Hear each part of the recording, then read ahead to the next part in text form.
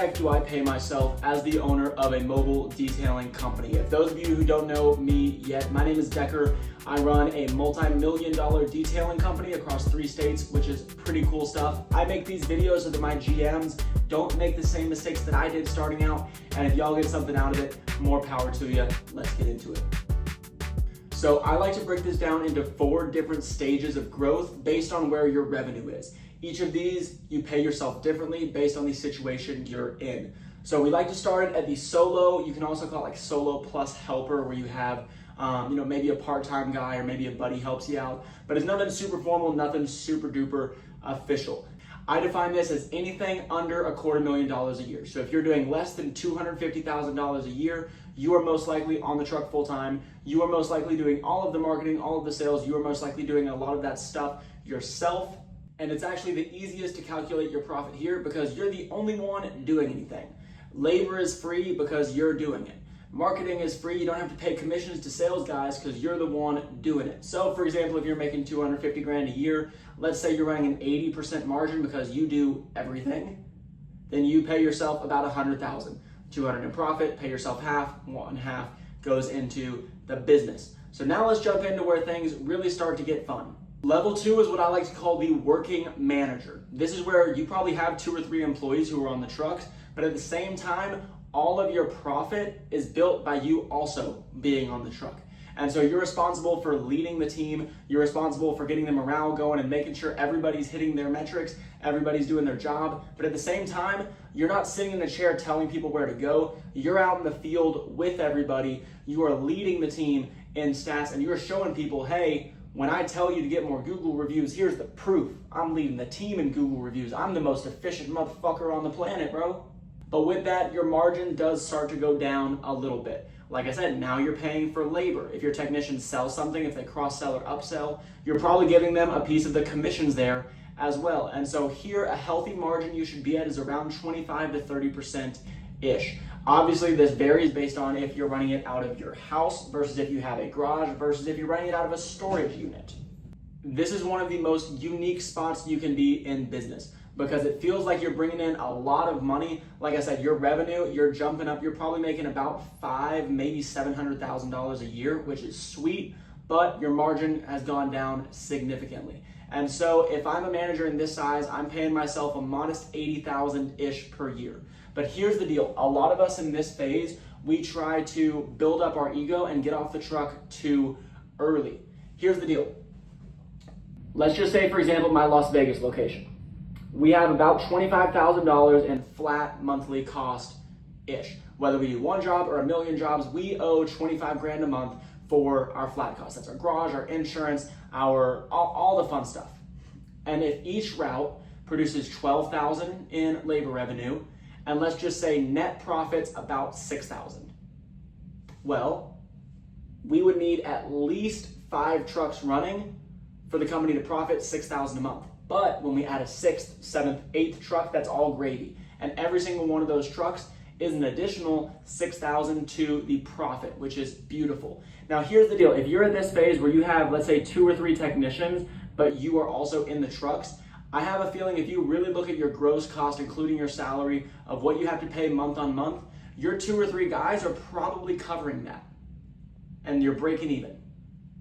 The second that you get off the truck, you are running a net zero break-even business. But that's why you still need to be on the truck at this size, is because those 3 guys are paying the bills and your route goes to paying yourself. So if you want to pay yourself $6,000 a month, you're able to, as long as you are producing that revenue. I have a rule at all of my locations that we want the ratio between admin and laborers to be between 5 and 8.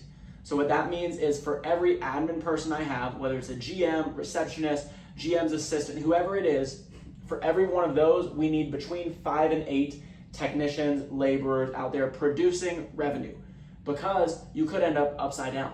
One of the biggest mistakes I made too early was I hired a lot of salespeople and not enough technicians. And I was at the point where I had just about as many salespeople as I did technicians. And so obviously the people who are producing all of the revenue made more than the people who weren't really producing the revenue. And I was left with 2 salespeople who were paid really well and like 8 who were paid like dog shit. And so it sets it up really negative. And so that's why I have a strong rule. You want to keep that number between 5 and 8. So for example, out in Las Vegas, he just hired his 9th technician. And so now he has the approval, he has the thumbs up to go out and get an assistant. He's super excited. He feels awesome, and I love to see it. But you got to keep that number between 5 and 8. But that moves us on to the next phase. So at this phase, I normally characterize it as $1 million. Realistically, if you're doing 800,000 or more, you're probably around this phase. And let me explain why. If you're doing $800,000 per year, you probably have 7 or 8 employees. Again, you can have 1 manager, 1 admin person per 8 people producing revenue. So once you hire number 9, it's kind of a slippery slope, and that's why a lot of the times when you're in that 800,000 to $1 million range, margin normally starts to fall because the manager is spreading himself too thin trying to manage everybody. Or on the opposite end, if you hire another admin person, now there's not enough work for both of you. You kind of need a part-time admin person, which sucks because part-time work, unfortunately, is very, very hard to come by. And so what we want to do in this situation is as soon as we hit 800,000, we want to get to 1.5 as soon as possible. That way we can actually justify the purchase of another admin person. We can justify that gross cost of another person on the payroll every single month, whether we do 1 car or 3 million cars, she gets a paycheck. But once you've crossed 7 figures, odds are you are no longer in the truck. You are handling admin, you are handling some upper level stuff, you are keeping the team moving, you're handling routing, handling the dispatch board, and you are running things. You are a true GM in this phase. If I'm a GM and I'm in this size of business between 800,000 and about 1.2 million, I would pay myself somewhere between 80 and 120,000 a year plus profit share. Now that you're running a profitable business, as you continue to grow and your net costs stay relatively low, there's more money in the account. There's more distributable cash for yourself, for your team, for everybody, which is awesome. And it's also good for me as the owner because with a lower base salary and a higher profit share system, it incentivizes my people to make more money. So just for an example, let's use this. If you're sitting at the 1.2 million, you can stay there for the rest of your life. That's about the average American salary. You take home 120 grand a year, you're chilling, you're set, you're doing your thing, and you can live a pretty solid middle-class life. However, if you want more, you can work for it. If you go from 1.2 to 1.5, that's 300,000 in top line, multiplied by whatever your distribution threshold percentage is, that's more money on your plate and more money on my plate, which is beautiful. And so it incentivizes the general manager because the more he grows, the more money he makes, the more money I make.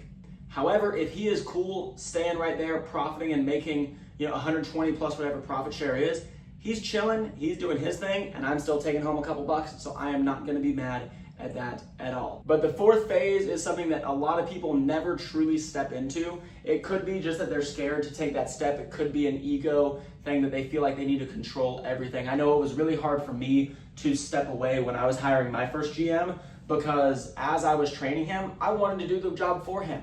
I saw him do 95% of what I can do, and I was like, oh, I can do 100. I wanted to step in. I wanted to make it known that I could do it, and I enjoyed doing it. I enjoyed having the eyes on me. I enjoyed being the leader. But the 4th phase that most people don't get to is the owner. This is where you genuinely have bought back your time. Your GM is running the location 100%. He's able to handle everything, and now you can either go on and open another location, or you can retire. Sit back, go to the beach, whatever, live off of your residuals, live off of profit share, and as long as your GM does his job half decent, you're making money. But at this point, once you're an owner and you're truly not involved in the business, obviously you're no longer taking a salary, so your pay is purely profit share. So with that, I wanna make sure that I am incentivizing my GM to be profitable and not just worry about his salary. So again, if you're a $1.2 million GM, then you're cool with your salary, you're doing your thing. But I want to incentivize you to grow from 1.2 to 1.5, 1.8, 2, 3, $90 billion would be sweet. If a branch did that much, I would just retire tomorrow. Hell yeah. But at the end of the day, what you're doing is you're buying back your time. So I have a rule with all of my GMs. We have 2 meetings every single week. One is a one-on-one with that branch directly to say, hey, what's going on? What do you want to talk to me about that you can't, go around say in front of everybody? What struggles are you having? And then there's also a weekly meeting with all of my GMs, everybody in a room comparing metrics. Again, get their egos involved. People love ego. And just kind of going around helping each other out every way that we can, which is sweet. But with that said, I want to make sure that if I'm an owner, I don't want to be on that meeting. I want my GM to handle it and I don't have to worry about it. And so if you are wanting autonomy from that location, rather than incentivizing them purely off of the profit share, I like to make the profit share a scale. And so I have a strict rule is like, obviously we have the 2 meetings a week. If things are going wrong, like text me. If you need help, text me. But at the same time, I am paying you so that I don't have to do your job. Corporate handles all the marketing, corporate handles all the sales, corporate handles routes. All you got to do is make sure the technicians are doing their thing. That's what I'm paying you to do. And the more that you need me to come in, step in, fly out, and do your job, the less I'm going to give you because I'm not really buying back my time. I'm just paying you for me to still do your job. And so I have a scale with my GMs on how much they need to contact me every time I have to fly out, every time there's a big emergency, which, to be fair, very, very rare. But the less they talk to me, the less they need me, the more that they make. And so that way it gives them the ability to think twice when they're running into an issue. Let's see, do I use common sense, find my way through it? Do I call corporate and ask them what to do? Or do I call Decker's personal cell phone and bother him on a random Thursday? 2 of those options are amazing. 2 of those options are beautiful, and I want you to do that every single time. Again, our team is amazing. Most of our GMs have their heads screwed on straight. To be super blunt, if I promoted you to a GM, it's because I trust your brain. It's because I trust your decision-making skills. It's because I know that you have the common sense that if the ship sets on fire, you're not going to be retarded. So you don't need my permission to not be retarded. Just, put out the fire. You're welcome. But my managers take home a profit share scale based on how often they need to contact me. So at the very bottom, if you are calling me more than twice a week, in addition to the scheduled meetings, so the 2 scheduled meetings plus another 2 times, you're taking home 10 or 15% profit share. Because the fact is, if you're reliant on me 24/7, again, I'm doing your job for you, so why am I paying you to do it? However, if you are running things on your own, if you are smooth sailing, you're making 30, even 40% profit share on your branch because you got it. You don't need me, so I don't need as big a piece of the pie. The more you rely on me, the bigger piece of the pie I'm gonna take. But if you're a home service business owner who wants to get to the next level, whether you're a solo guy or whether you have 45 million corporate offices all over the world, this is the place for you. I'm building the biggest team of mobile detailers trying to take over the freaking world. I'm documenting the entire process, and hopefully y'all learned something along the way. So do me a favor, go comment what your monthly revenue was last month and how much you were able to take home. We'll see who the revenue warriors are and who actually knows what profit is. Outside of that, go subscribe. I'll see you in the next one. Peace.